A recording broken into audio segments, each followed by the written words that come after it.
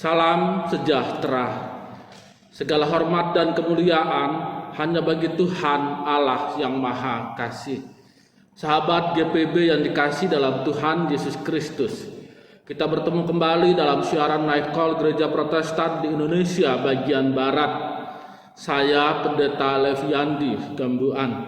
Saat ini saya ditugaskan di GPB Jemaat Oberbanten Tangerang Selatan. Marilah kita bersama-sama untuk mengambil waktu sejenak merenungkan firman Tuhan pada saat ini. Marilah kita satu di dalam doa. Ya Tuhan Allah yang Maha Mulia dan Maha Agung, kami mengucap syukur atas penyertaan Tuhan dalam seluruh hidup kami. Pada saat ini dalam seluruh kerendahan hati, kami memohon penyertaan Roh Kudus yang memberi kami pengertian atas pembacaan dan perenungan firman Tuhan. Kami mohon Roh Kudus memampukan kami untuk menghayati firman Tuhan dalam tindakan, kata, dan pikiran kami. Dalam nama Tuhan Yesus Kristus, Juru Selamat kami berdoa. Amin. Marilah kita bersama-sama untuk menyiapkan Alkitab kita. Pembacaan Alkitab kita diambil dari Injil Yohanes pasal 8 ayat 10 sampai dengan 11. Injil Yohanes pasal 8 ayat 10 sampai dengan ayat 11 yang menyatakan sebagai berikut.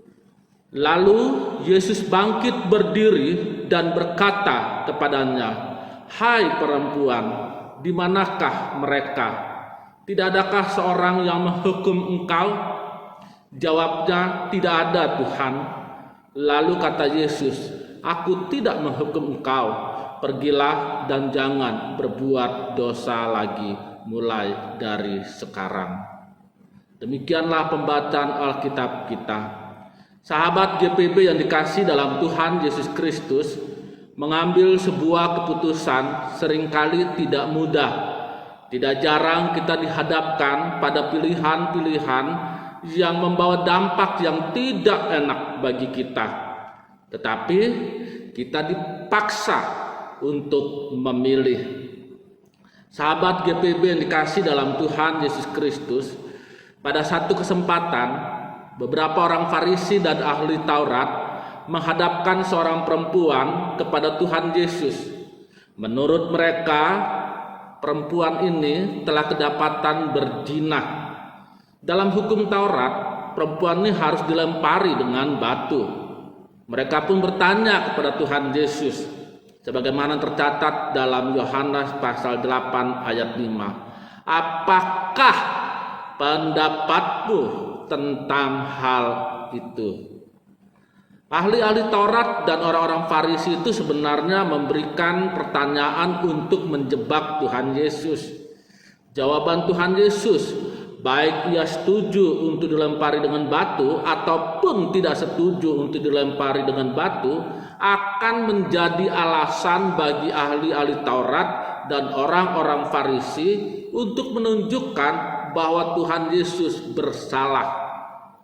Jika Tuhan Yesus menjawab bahwa perempuan itu tidak boleh dilempari dengan batu, maka Tuhan Yesus akan dianggap tidak menghormati hukum Taurat.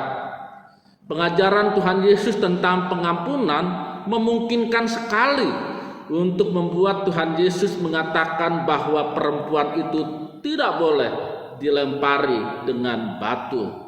Namun dengan jawaban demikian berarti tidak menghormati hukum Taurat. Lalu jika Tuhan Yesus menjawab harus dilempari dengan batu, hal ini akan menghancurkan penilaian orang kepada Tuhan Yesus yang senantiasa mengajarkan tentang pengampunan. Ternyata Tuhan Yesus hanya diam. Tuhan Yesus malah menulis dengan jarinya di atas tanah. Kita tidak tahu apa yang ditulis oleh Tuhan Yesus. Mungkin Tuhan Yesus menulis kutipan dari hukum Taurat. Mungkin juga Tuhan Yesus menulis kesalahan-kesalahan yang sebenarnya dilakukan oleh orang-orang yang membawa perempuan itu. Kita tidak tahu apa yang ditulis oleh Tuhan Yesus. Hal-hal yang harus diperhatikan ketika orang-orang menuntut penghukuman bagi perempuan itu adalah: satu, mereka hanya membawa perempuan yang bersalah, bukan dua orang yang kedapatan berzina. Menurut hukum Taurat, yang dihukum harusnya adalah keduanya yang berbuat zina itu, baik laki-laki maupun perempuan yang berzina itu. Lalu mengapa hanya perempuan saja yang dihadapkan? Tidak ada laki-laki yang dihadapkan pada saat itu. Kedua, hukum Taurat mengatur bahwa orang-orang yang menjadi saksi, dan ini tidak boleh hanya satu orang, mereka yang menjadi saksi harus memulai eksekusi itu. Mereka yang mulai melempari dengan batu. Namun keputusan untuk eksekusi itu menuntut penilaian yang sungguh-sungguh dan penilaian yang sebenar-benarnya. Ketika mereka terus-menerus bertanya kepada Tuhan Yesus pun akhirnya berdiri dan menyampaikan pendapatnya. Dalam Yohanes pasal 8 ayat 7, Tuhan Yesus mengatakan, "Barang siapa di antara kamu tidak berdosa, hendaklah ia yang pertama melemparkan batu kepada perempuan itu." Tidak ada yang berani untuk memulai melempari dengan batu. Mungkin saja itu karena tulisan Tuhan Yesus di atas tanah, yang kita sendiri tidak tahu apa tulisannya. Namun jelas bahwa Tuhan Yesus telah menunjukkan kesalahan mereka, yaitu ahli-ahli Taurat. Ingat, ahli Taurat, orang yang ahli dalam hukum Taurat, dan kesalahan dari orang-orang Farisi, yaitu mereka telah melakukan ketidakadilan. Tuhan Yesus sesungguhnya tidak menanggapi pertanyaan mereka. Tuhan Yesus justru menunjukkan kesalahan dari orang-orang yang hendak menjebaknya. Sahabat GPB yang dikasihi oleh Tuhan Yesus Kristus, seringkali kita hanya terpaku pada pilihan-pilihan yang sulit saja. Kita pun menjadi takut untuk mengambil keputusan. Akhirnya kita menyerah, karena memang tidak satu pun dari kita suka mengalami hal-hal yang tidak enak. Siapa yang mau memilih dan menanggung hal-hal yang tidak enak? Yang dilakukan oleh Tuhan Yesus adalah diam untuk sementara waktu. Tuhan Yesus berdiam, tidak berkata-kata. Tuhan Yesus tidak langsung membalas dengan kata-kata. Tuhan Yesus hanya berdiam. Namun sementara Tuhan Yesus berdiam, orang banyak pun semakin menunjukkan kesalahan mereka. Mungkin kita dalam menghadapi masalah, kita juga perlu berdiam sejenak. Dalam diam itu kita memohon kepada Tuhan Allah, Bapa yang Maha Kasih, agar memberi kita hikmat.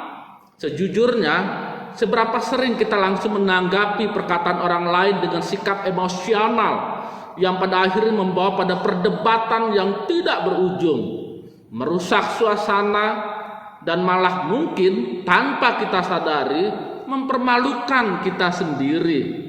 Kadang-kadang kita perlu berdiam dengan sabar, diam, tenang.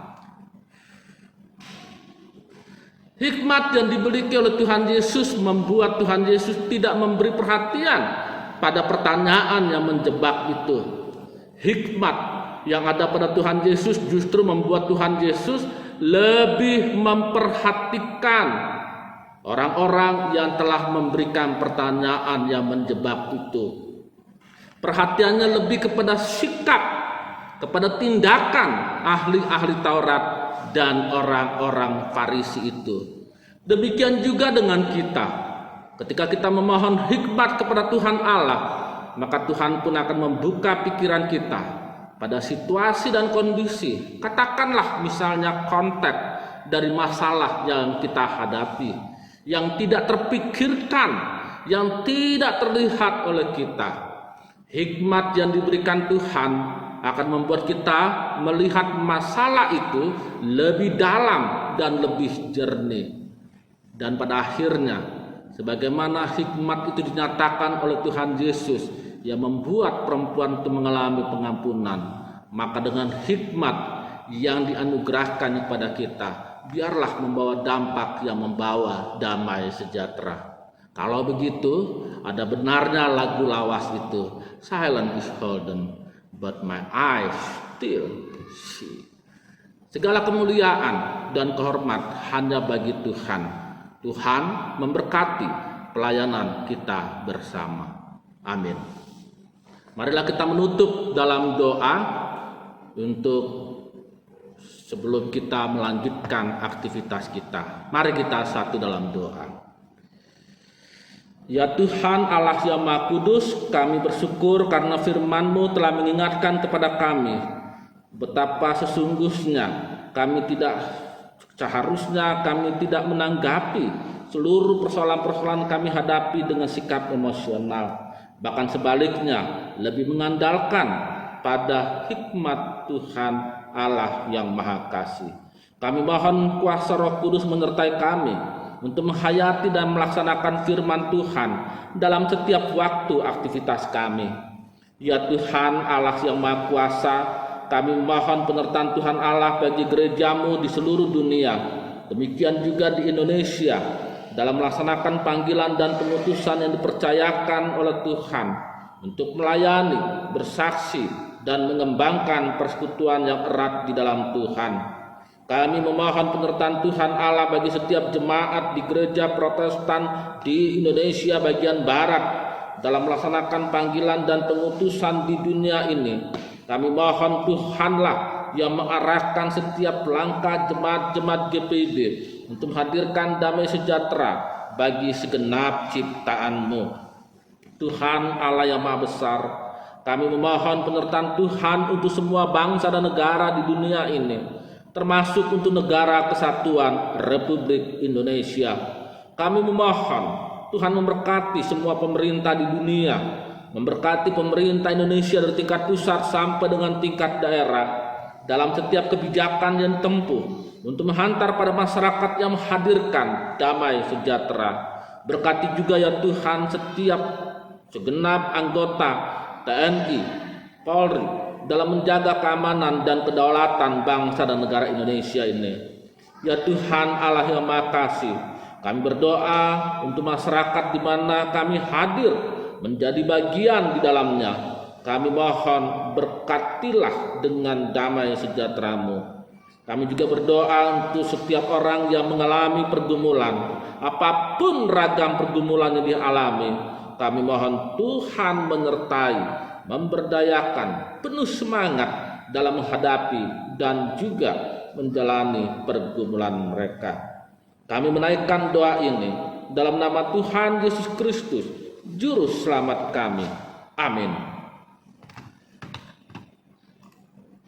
Saudara dan sahabat GPIB yang dikasihi oleh Tuhan Yesus Kristus, marilah kita melanjutkan aktivitas kita dalam iman dan pengharapan kepada Tuhan Allah kita, sehingga segenap tindakan kita menjadi pelayanan dan kesaksian untuk kemuliaan Tuhan.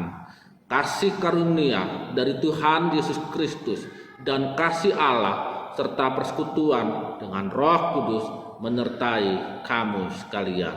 Amin.